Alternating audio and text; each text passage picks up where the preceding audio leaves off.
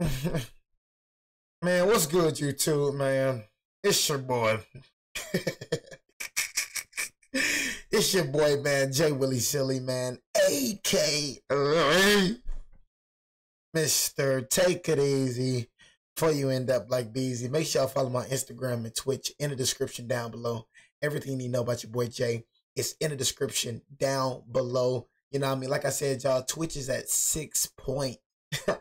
Y'all, I ain't gonna lie, man. Bro, excuse me. You know what I'm saying? But God, man, I got to get into your word today. If y'all didn't know, I haven't read the Bible for 4 days. So I made a promise to God I'm never going to miss them many amount of days ever again. You know what I mean? So I got to read the Bible today. So that's mandatory for sure. 4 days, bro. College football coming out. But I never can be too busy for God. That's never going to happen. You know what I'm saying? So I got to just restructure my schedule, my routine, because I'm a routine-based dude. And, you know, I just, you know, the Bible got to fit in that routine. God has to fit in that routine. And we're going to make sure of that. You know what I mean? But, man, bro, Twitch, man, God is like, bro, God is just, bro. Like, I can't even explain his greatness, man. I don't deserve nothing. I don't deserve to even be living. Like, I just don't deserve nothing, bro. You know what I'm saying? He blessed me with a Twitch that's 6.2K. You know what I mean? Look at my gaming channel, y'all. My gaming channel is growing tremendously. My first vid that I uploaded already finna hit 1,000 views. They didn't believe in me, but God did. That's pure God, bro. That's pure God. That's it. I'm at 600 and some, bro. I gained, bro. I'm finna hit 1,000. You know how long it take people to hit 1,000 subs, bro? I'm finna hit 1,000 subs, and I just made that channel last month, bro. Literally. So imagine when I start jumping into the story mode games and repeat. I'm gonna repeat. I repeat. I am a Road to Glory player now, and I'm officially turning into a TD Barrett dude.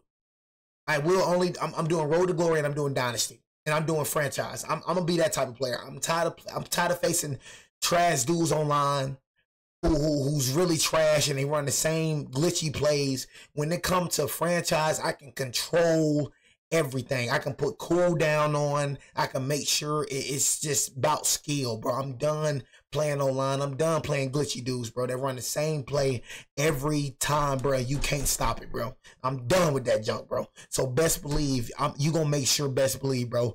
I'm Road to Glory, bro. I'm Road to Glory, Dynasty, bro, and franchise, bro. That's what I am. You know what I mean? But like I said, y'all, look, if y'all do want to join the franchise, I'm sorry for talking, y'all. I had a long day, bro. Doing this freaking game, bro, this pissed me off, bro. Y'all don't understand. If you don't follow the gaming channel, you just don't understand, bro. But anyways, man, subscribe to the gaming channel, subscribe to my main channel, everything, Twitch. And I got another thing to tell y'all. If y'all do want to join the Dynasty, like I said, y'all, if you can't make it, don't join, y'all. And that's the most respectful way I can be. If you can't make it, just don't join. Do you hear what I'm saying, you jackass? Sorry. But if you can't make the times, if you got to work, if you got something, just don't join. You know what I'm saying? We're doing a Dynasty, bro, until Madden come out. Madden comes out August 11th for the early pre-orders. You know what I'm saying? But if y'all do want to join, the league name will be in the description down below, as well as the Discord link. Y'all can hit that in the description down below. We got 3 disturbing true Lighthouse horror stories. If y'all want to go see any other scare reactions, it's in the playlist section, man. Thumbnail time. That game just pissed me off, bro. I'm like, golly, 2 days and I already, and bro, this is another thing, bro. A Rage compilation is coming, bro, already.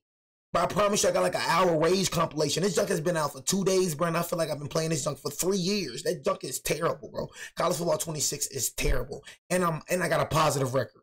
So don't hit me with all that. And I got gameplay to show you ain't terrible on the gaming channel. So please don't try that with me. I got off, bro. I'm not gonna lie. I'm gonna drop. I'm top 1,000 in the world right now, but I'm not playing online again, so I'm definitely gonna drop. But my record is 22-9. Lost to straight trash dudes running the same play. My cousin Nate is in the Coast Guard. Shut up, Jay. He's been Shut for up. over a decade. He's not the kind of guy to lie or make things up. He's one of the most straightforward people I know. Real grounded and not superstitious, not into horror, just a practical guy who likes boats and order. He told me this story in the summer of 2022. I asked him to repeat it more than once because of how messed up it was, and every time, the details stayed the same. This happened back in 2017 when he was assigned to a lighthouse off the coast of Maine on a 2-week maintenance rotation. The place was called Matinicus Rock, and it's way out there. You can only get to it by boat or helicopter. It's nothing more than a jagged, rocky island with a single lighthouse and one auxiliary building that stores fuel and maintenance equipment. Okay, so why is somebody staying out there? Like, what's the point of a lighthouse? If anybody, I would look at the comment section for this video. You know what I mean? If anybody's going to tell me what a lighthouse is, you know what I mean? I know, like, I don't know what it is. I'm not going to lie to you. I don't know what it is, and I don't know what it's used for. You know what I'm saying? Honestly, but I think I've seen one before, not in real life, but I think I seen one in the movies or something. I don't know. You know what I mean? But just tell me, why do people, a lighthouse, what is that? You know what I'm saying? Why is it so secure? You know what I mean? You can't get to it unless you cross the ocean, unless you fly a helicopter. What is it rare? Like, y'all tell me what's going on, you know what I mean? There's no power grid, no plumbing, and barely any cell signal. Oh no. The lighthouse itself is automated, but it still requires occasional manual upkeep. Right, but you said cell signal. Oh no. No, sir.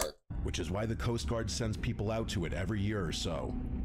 Usually it's a solo assignment, but there had been strange electrical failures the year before. So for this trip, they decided to send 2 people, Nate and another guy named Russell.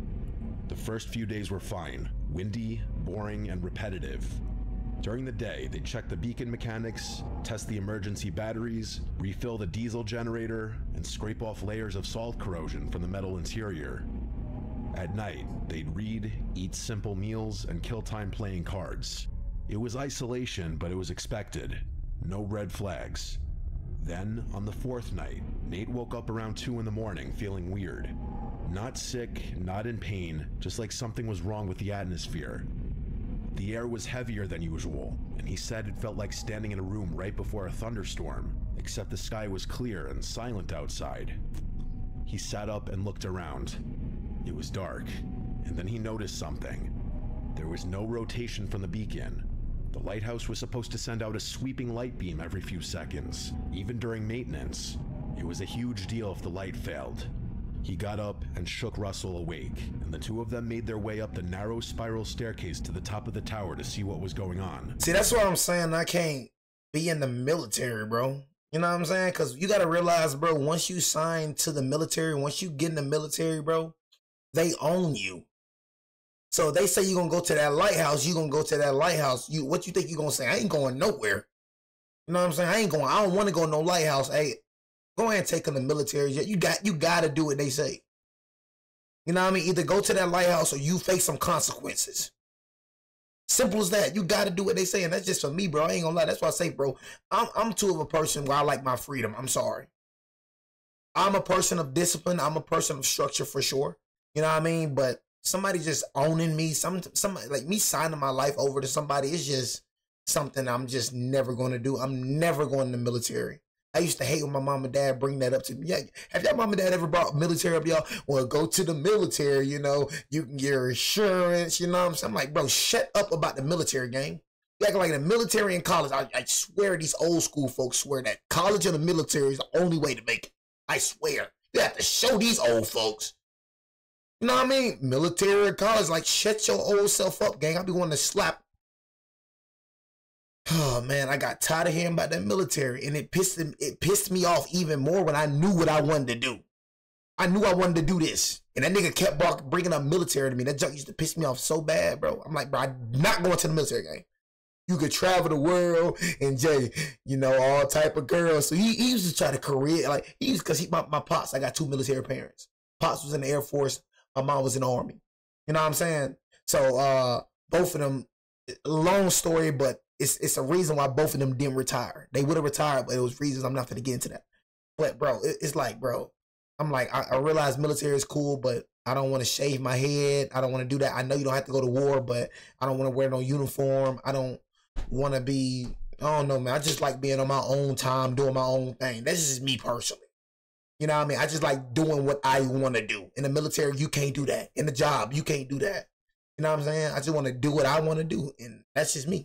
If I don't want to go to a lighthouse, nigga, I ain't going no lighthouse, nigga. But I know if I'm in the military, I know whatever they tell me to do, I have to do. When they got or I'm going to face consequences. They found the gears that rotated the beacon were still moving, but The actual light itself wasn't turning. Something was jammed in the mechanism. It was a large, dark piece of cloth, like a blanket or an old coat wedged deep into the gear assembly. The thing was soaked, covered in a slimy, mossy substance, and it smelled like rotting seaweed and mildew. They were both confused. The door had been locked, and the windows were sealed. No wind or birds. It didn't make sense. You know it's not a person. It can't be a person, bro. You can't even get over here unless you cross the ocean or fly with a helicopter. You know it's not a person. It can't be. The fabric, tossed it outside into the wind, and went back to bed, thinking it was just some bizarre one-off incident. The next night, the exact same thing happened again. Around the same time, just after 2, Nate woke up and saw that the beacon wasn't turning. They went up and found another piece of cloth jammed into the same mechanism. Only this time, it wasn't the same type of fabric. It was smaller. Looked like an old-fashioned scarf or a shawl. It was red, frayed at the edges, and soaked through with what looked like ocean water. It even had tiny crustaceans clinging to it, like it had just come out of the sea. Nate said that was the moment things stopped feeling coincidental. They checked the doors, the windows, the supply closet, but everything was secure. Now they were starting to wonder if someone was messing with them, or worse, if something had gotten into the lighthouse and was deliberately trying to screw with the light. From that night on, they began blocking the stairwell with heavy crates after doing the final check upstairs. They locked the beacon room and the bottom entrance religiously, but on the 7th night, something happened that Nate still refuses to try to explain. He said he was lying in bed, trying to fall asleep, when he heard Russell whispering from across the room. But he wasn't talking to Nate. He was murmuring to the corner of the room, saying strange, disconnected things. This nigga Russell, so the whole time, it's this nigga right here. Cause I'm like, bruh, it don't make sense in my head. I'm like, bruh, nobody's there. Bruh, you literally said in the beginning of the story, bruh, you gotta cross the ocean. This is not no regular place where I'm at, where you at. This ain't no land. You have to cross the ocean to get to this lighthouse. You know what I'm saying? You have to fly to get to where y'all are. That's too much trust. In the military, that's too much trust in, bro, imagine. See how I think, y'all? I'm not going to say I think negative, because I do not think negative. I think very positive, right? But with these certain things, I'm like, what if these niggas forget about us on this island? What if something happened to me? You know what I'm saying? What if these niggas forget about? What if they don't make it back over here to, you know, to bring me back to the other? You know what I'm saying? My mind's just weird like that, y'all. You feel me? I can never go through that. I can never. But Russell is the weird nigga, your partner. He was murmuring to the corner of the room, saying strange, disconnected things, like someone was standing there. Nate leaned up and asked what he was saying, and Russell blinked slowly and looked confused. He told Nate he wasn't saying anything. But later that night, Nate woke again and found Russell sitting at the window, staring down at the rocks below. When he asked what he was doing, Russell said he thought he saw someone standing down there on the rocks the night before, barely visible on the edge of the beacon light. Tripping, bro. He said it looked like someone was watching them, and then disappeared when the light rotated back. After that, things started spiraling. Russell got weirder every day. He stopped sleeping, stopped talking much, and just stared out the window for hours. Nate asked him if he was okay, and Russell would just mutter about noises in the wall or about hearing voices from inside the stairwell. This nigga tripping. On the 9th night, they both heard footsteps on the stairs. Oh, shoot.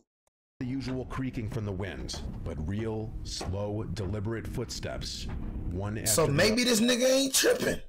From the wind, but real, slow, deliberate footsteps, one after the other, coming down from the beacon room above. Nate looked over and saw Russell standing at the bottom of the stairs, frozen and staring up. He asked him if he'd gone up there, and Russell just looked at him and said no. Then he asked if Nate had. Neither of them had moved. They stood there listening, but the footsteps stopped. The silence that followed was even worse.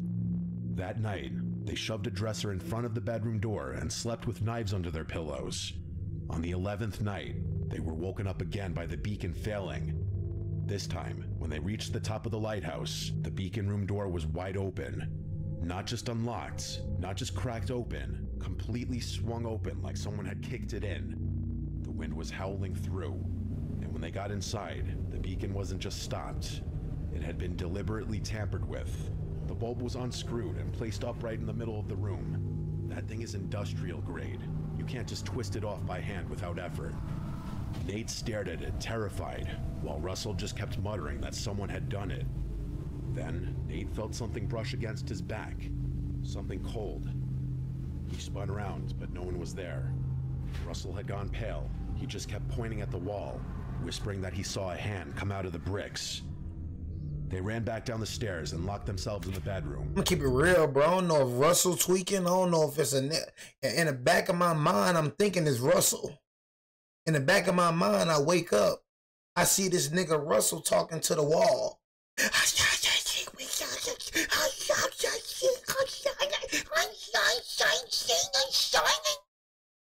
I wake up and I see this nigga Russell, man, talking to the wall, whispering to the wall. I wake up the next day, I see Russell looking out the window talking about he's seen a nigga. He seen somebody, it looked like he was staring at us. See, in the back of my mind, I'm thinking that it's Russell. See, on the other side of my mind, I'm like, okay, Russell ain't tripping. But then on the other side, I'm like, Russell tripping though. So it's like I'm 50-50 with Russell, but slow down, Jay. Slow your roll. I'm 50-50 with Russell though. You know what I mean? 50% of me. The other one side feel like Russell crazy. The other side feel like Russell straight. I'm kind of in between. But just remember, if something was about this man Russell, just remember Jay said so. Nate didn't sleep at all. I ain't gonna lie. Russell. I'm looking at Russell. It's Russell. There's no way somebody's on that island. You know what I'm saying? There's no way. Without surviving. He survived. Russell. Russell is playing games with you, bro. It is Russell, bro. I'm telling you, it is Russell. Russell started rocking back and forth in the corner, whispering to someone who wasn't there. The next morning, Nate used the emergency sat phone and called for an early pickup. Get the freak out of here. There had been a serious mechanical failure. The boat showed up that afternoon, but here's the creepiest part. When they arrived, the crew asked them about the distress call they had made at 2:12 a.m. that morning, but Nate had never made any call. He didn't touch the phone until daylight. The deckhand said they'd received a garbled call that came through with static and a voice saying something about someone being there with them. Then it cut out. Russell didn't speak the entire ride back. He quit the Coast Guard a few months later and never told anyone what really happened out there. Nate still does maintenance duty sometimes, but he says he'll never ever go back to Matinicus Rock. Was this nigga possessed? Talking about he quit? The nigga must have experienced something. I don't know, like, sound like this nigga, like, bro, was it paranormal? Like, that first story confused me. I don't know if it was Russell. He said he see the nigga hand coming out the brick. I don't know, man. It seemed like the jump was real weird. It seemed like it was some paranormal junk. You feel me? This happened during COVID lockdown. But it's no way Russell could have done that because Russell in the room with you. So it's no way it could have been Russell because he's in the room with you. So that right there hit my mind. I'm like, it's no way it was Russell because Russell was in the room with this nigga while it happened. So they both going to check him. Wow.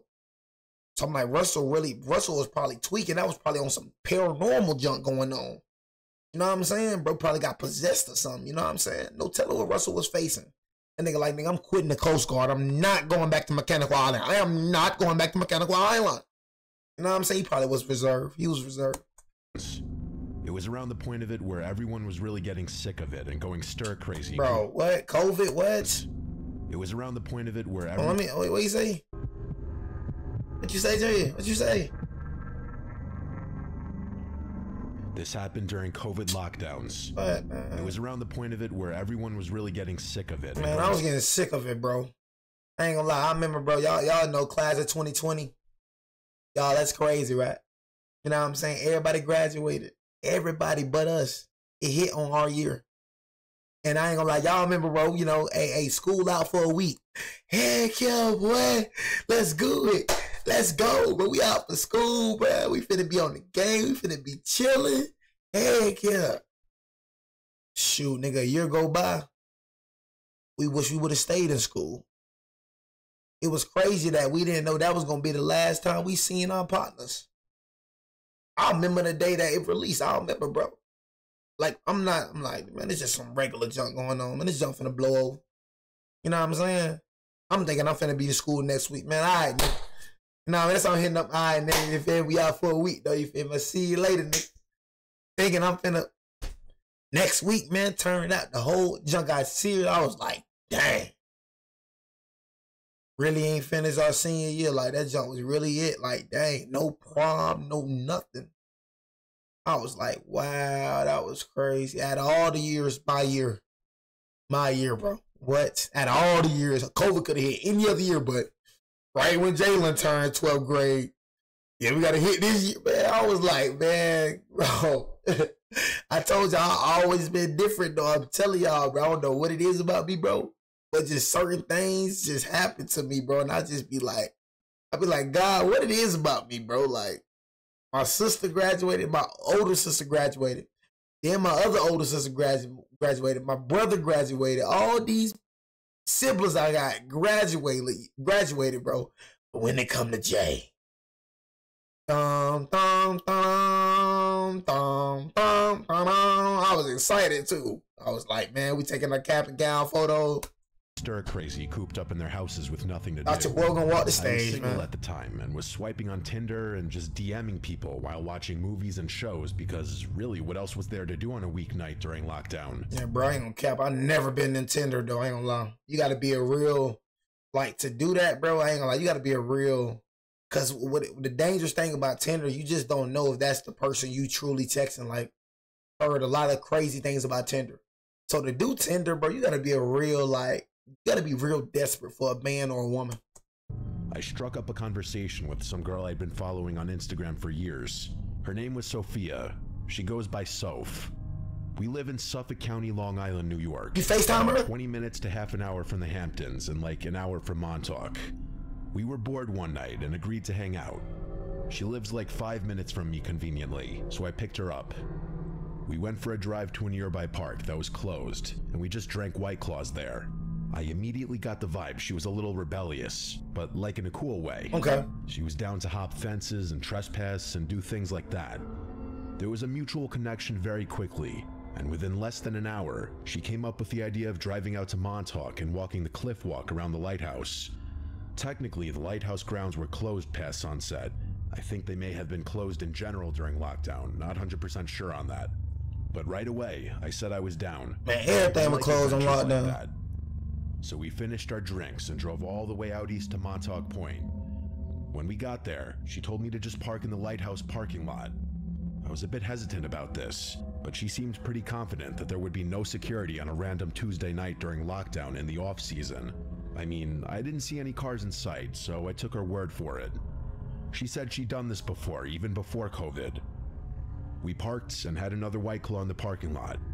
I would nervously look around from time to time, making sure no security vehicles were scoping the place out, and she would tell me to relax. We eventually started walking over to the lighthouse. Seeing a lighthouse at night so closely and just staring up at it, it's so cool, but it's also a bit eerie. Can't explain it, but there's something kind of liminal about it. Soph led the way. I guess it was a bit out of the way of the actual entrance, just so we wouldn't be walking directly into the light and potentially exposing ourselves. This was my first time ever at the Montauk Lighthouse. She led us straight to the cliffside behind the lighthouse that had a bunch of rocks forming a trail of sorts called the Cliff Walk. We were navigating solely with our flashlights. Maybe there were supposed to be lights on down there, but that night, mostly everything was off besides a few lights by the front entrance and of course the lighthouse light itself. As we started making our way around the cliff walk, being mindful of our steps, eventually, Soph, who was walking behind me now... Yeah, see what I'm saying? Walking behind me. And the thing, I don't even know you. It's just something about me, bro. I ain't gonna lie. Like, I told you, I treat women like that too. I told you, men tend to let their guards down when it come to women. You know what I mean? And I'm just not like that. I can't be like that when it come to women, bro. Like, I'm on guard with women too. No cap. Like, if I just don't know you, I literally just don't trust you. Like, people walking behind me, bro. You know, even if I'm, like, in the grocery store or anything, bro, I gotta turn to the side. I just think you're gonna stab me in my neck or something. I think you're gonna slice my neck open. Y'all, you laughing? Y'all, it's real. That's what be going through my... What if he sliced... What if she sliced me in my neck? What if he sliced me in my neck, bro? What if a serial killer behind me, bro? One slice to the neck, I'm dead, bro. What the freak?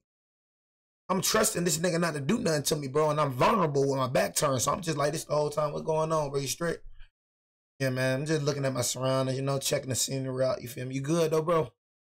For sure. You know what I'm saying? Hey, man. You know, just gotta check the surroundings, man. Being behind me, I don't like nobody being behind me, gang.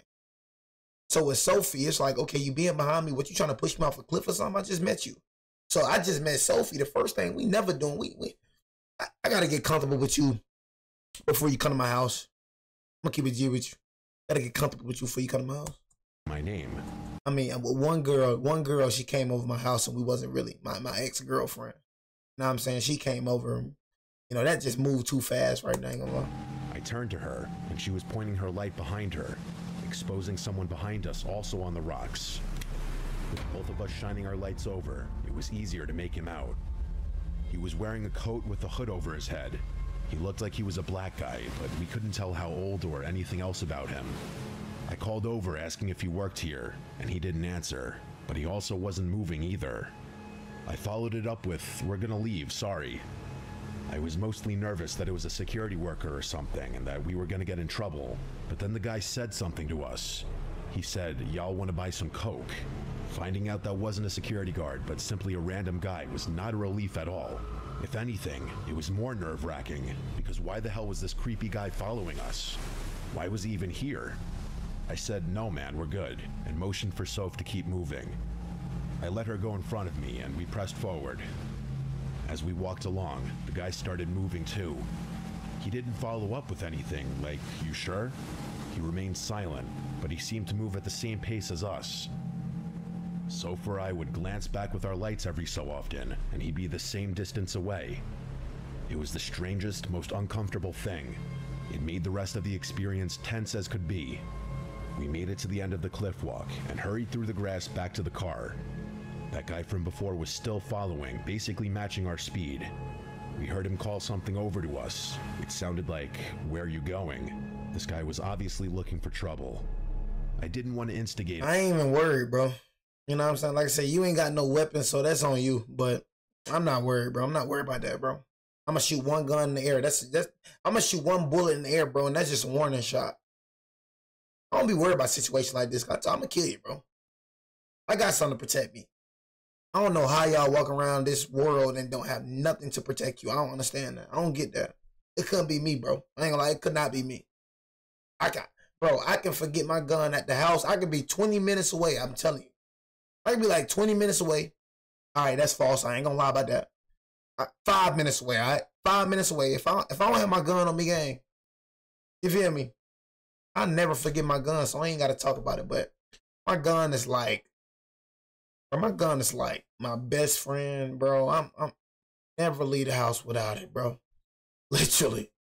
You know what I mean? Like, bro, that junk, I'm addicted to my gun. I ain't gonna lie, I'm just addicted to it. I don't feel right without it, bro. I ain't gonna care. I just don't feel right without that junk, bro. Anything. I feel so naked without my gun, bro. I feel so naked. I didn't respond. Even though I can put them paws on you. Not to as well. Putting them paws on a nigga can only go so far. You can't fight bullets. You can't fight a blade. You can't fight no weapon, bro. You feel me? Straight up. You know what I'm saying? You could be a heck of a fighter, bro. A nigga just, that junk ain't gonna matter. You know what I mean? In certain situations. We walked side by side quickly to the car, and that's when we noticed 2 more guys walking over from behind us as well. I didn't want to run because that would definitely lead to them chasing us, but one of the other guys called something over to us as well. I didn't hear what it was. We got to the car and hurried inside, and Soph and I screamed when we both realized the 3 guys were right on top of the car now. I locked the car immediately, I swear, only seconds before 2 of them tried opening different doors. I put the car in reverse. Stay calm. The only direction where I wouldn't be hitting any of them with the car. They kicked and hit my car as I reversed out, but they didn't bother chasing us once we were in motion. On the ride back, I know that both of our hearts were racing, and after the adrenaline wore off, we were both quiet. We called it a night after I dropped her off. We ended up hanging out many times after that, and we're still in touch today. But honestly, that night still unsettles me. It was too close for comfort to something bad happening. My friends think it was a gang, Crips maybe. Whatever it was, I have no interest going back out there at night. Probably was trying to rob you. No telling what they All it was Crips. Yeah, I don't know no Crips, bro, in the middle of a lighthouse. You know what I'm saying? Crips usually on a block. You know what I'm saying? So, my opinion, bro, you know, no telling who you was dealing with, bro. You know what I mean? But they definitely was trying to harm you in some way. Jumped on the car, kicking the door, trying to get in the car. You know what I'm saying? I don't think they were Crips, in my opinion. That's Crips. I don't know if Crips be at lighthouses. You know what I'm saying? I feel like niggas said Crips maybe. Why Crips, nigga? You know what I'm saying? Why not Bloods? Why not GDs? You know what I'm saying? But they're on a block. My name is Gregory. This was a story my old friend Ian has told me many times that happened to him many Like it was years ago. worse than Crips. I asked him to give me a detailed version in writing recently that he gave me permission to share online because I always found it so unsettling. Ian, bro, I ain't heard that name in so long. Ian. I ain't gonna lie, I knew a smart nigga named Ian, bro. That man was so smart, bro. This was like this was the smartest. I didn't even know him for real. I ain't gonna lie to you, but that nigga didn't even speak Chinese. He didn't speak American. I think he was like Chinese. But he was back in Alabama. That man was so smart, bro. I used to try to cheat off Ian. I ain't gonna lie, I used to try to cheat off Ian, bro. Ian was smart, nigga. I'm like, but this is a smart man. Ian was one of the smartest niggas I knew, bro. I ain't gonna care. Ian was one of those guys you only had to meet once to know he was the real deal. 50-something, solid build, weathered skin from decades working in salt air. He worked in marine salvage and coastal infrastructure. Basically, when something broke near the water, Ian was one of the people you'd call to go fix it. But he wasn't just a contractor. He'd been a diver, a ship technician, even spent time doing remote inspections for the government. The guy had seen just about everything, so when he told me this story, I didn't doubt it. Not for a second. He said it happened back in 2013 when he got hired by a small county up in Washington state to do a structural inspection of an old decommissioned lighthouse. The county had inherited the property years earlier and didn't know what to do with it. Developers wanted to tear it down, historians wanted to preserve it, and no one wanted to pay for it either. So Ian's job was simple: go there alone, assess the place inside and out, and figure out whether it was even safe to restore. The lighthouse was on a remote rock island. Bro, island. look at this. Like, bro, I'm not finna go out here. I'm shit. It's over with, bro. I don't care how much money. Like this right here, bro. I mean, it's like being somewhere this secluded. You know what I'm saying? It bothers me. I'm sorry. That's why I don't say I don't like people like no more. Cause I do like people. I don't like weird people. What I mean by this, and I'm gonna tell you what I mean by this, is like people that be saying they don't like people. You know what I'm saying? If you woke up, bro, and everybody was going tomorrow, like if you woke up and everybody disappeared, bro, that would be the most terrifying day of your life. We would truly see if you don't like people. Like this right here, nobody out there but you. You in the ocean. Like, come on, bro. Like, I don't. This is too secluded for me. You know what I'm saying? About an hour off the mainland. You know nobody gonna be out there. Nobody gonna be out there. You know that for sure. Big island either. Just a hunk of stone and dirt, maybe 300 feet wide, with nothing but the lighthouse itself, a generator shed, and some rusted out old scaffolding from decades past. Heck no. The place hadn't been used in years, and it wasn't exactly a tourist destination. There weren't even any docks, just a little ledge where a small Coast Guard boat could offload someone at high tide. Ian packs light, food for 4 days, a sleeping bag, some tools, a clipboard, and a two-way marine radio. The plan was simple. He'd get dropped off Monday morning, do a full walkthrough by Wednesday, and call in for pickup Thursday afternoon. He didn't think twice about going alone. He'd done this sort of thing dozens of times before. When he first got there, the place was quiet, cold, cloudy, but calm. I just don't trust that, y'all. I'm sorry, bro. Like, even they could be the most reliable people, bro. Just being stuck out there, bro. Like, I told you, I'm just thinking about, like, what if something go wrong? What if I can't get in contact with nobody, bro? I'm good, bro. You know what I mean? Mistakes always happen. Cool. I don't care how much you pay, bro. I'm good, bro. I'm good off that, bro. I'm straight. The air had that usual mix of salt, metal, and decay you expect from something that's been sitting abandoned for decades. The lighthouse itself was tall, maybe 50 feet, built in the early 1900s. It had the classic spiral staircase inside, which led up to the beacon room. That glass lens hadn't worked in decades, but the structure itself was solid. Ian did his usual safety checks: support beams, stair integrity, window fittings. The floorboards on the lower level were warped but walkable. The second floor was a storage room, which was empty except for some rusted metal cabinets. The third floor had a tiny sleeping quarter that hadn't been used in decades. He ended up laying out his sleeping bag on the ground floor near the generator room where it was warmer and out of the wind. The first night was uneventful. It was quiet, like too quiet, Ian said. You don't notice how noisy the world usually is until it's not. There were no birds, no insects, not even the sound of waves slapping against the rocks outside. Just wind, and even that was soft. On the second day, the fog rolled in thick. Ian woke up to a completely white world outside. You couldn't see more than 5 feet beyond the window. He said it wasn't like any fog he'd seen before.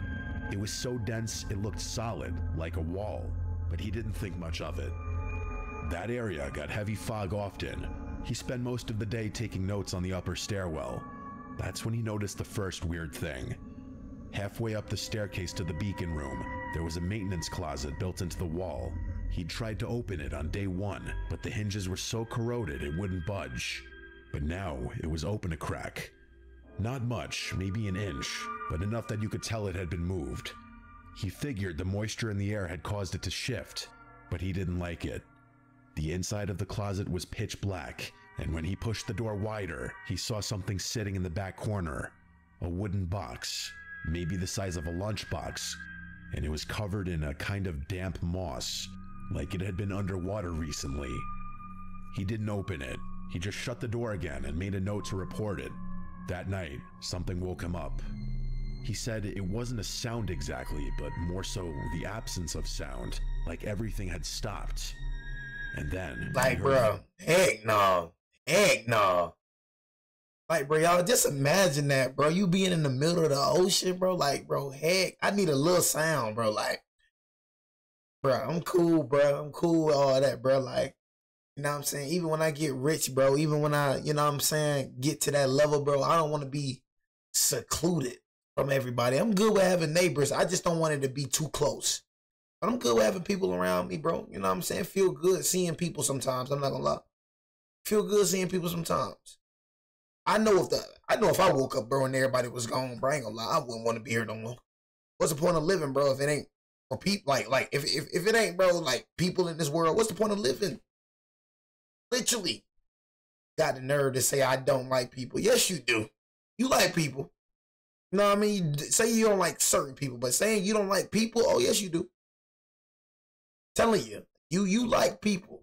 I promise you. But what I want you to do, go out there like Ian. Go out there you don't like people. Go out there like Ian then. Be out there for a year, and I bet you gonna be crying to come back home. I bet you is.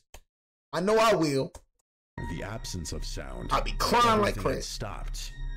And then he heard footsteps on the metal stairs above him. Footsteps? At first he thought an animal got inside, but then he realized they weren't descending. The steps were going upward. Whatever was in the tower was climbing. He turned on his flashlight and stared at the stairwell entrance, waiting, but nothing happened. Eventually the sound stopped and the silence returned. The next day, he searched the whole place, top to bottom. He checked every room and every closet. He even climbed onto the roof, but there was nothing. No animals or anything out of the ordinary, except that box. You gotta check that It was box. now sitting outside the closet, halfway into the stairwell. What? Still covered in moss. He said he stood there for a long time staring at it, trying to decide what to do. I'm sorry, y'all. I gotta check that box. I got to. You know what I'm saying? And nigga, bro, this junk is, bro, what, bro?